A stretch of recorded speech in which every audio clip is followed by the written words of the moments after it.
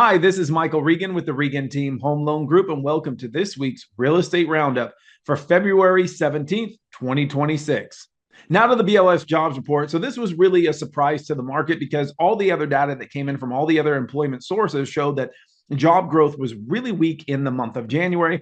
Well, the BLS exceeded expectations and came in at 130,000 jobs to have been created in the month of January. And on top of that, the unemployment rate dropped to 4.3%. Now, the one thing is they did do revisions to November and December of negative 17,000 jobs. And if you've been following these updates for a while, as time goes on and the BLS revises their jobs reports, we saw that, well over half of the jobs created in 2025 never happened. So, we take this with a grain of salt, but this wasn't good news for rates at the time. But the market seems to have digested it a little bit better and realized that the BLS jobs report just hasn't been very accurate in a long time.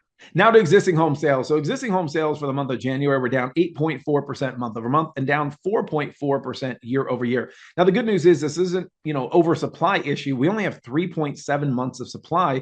A normal balance market is 4.6 months, and we're still seeing 16% sold above list price.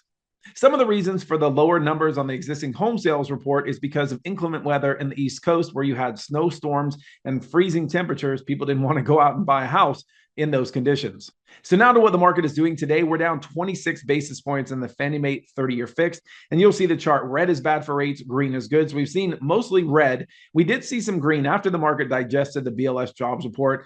A lot of people realize that that has been overestimated for quite some time. So the market did rebound after that. Unfortunately, this morning, mortgage bonds tested this ceiling and it held firm, and mortgage rates have gotten worse throughout the day. Rates are still great. They're at multi-year lows, but nonetheless, you do have a lot of volatility from day to day because we are interconnected geopolitically. When something happens overseas, it does impact our market and vice versa. With rates lower than they were last year, this spring market looks to be a lot stronger than we've seen in a few years. That's it for this week's update. Don't forget, we specialize in cash flow loans for business owners and reverse mortgages. Have a great week.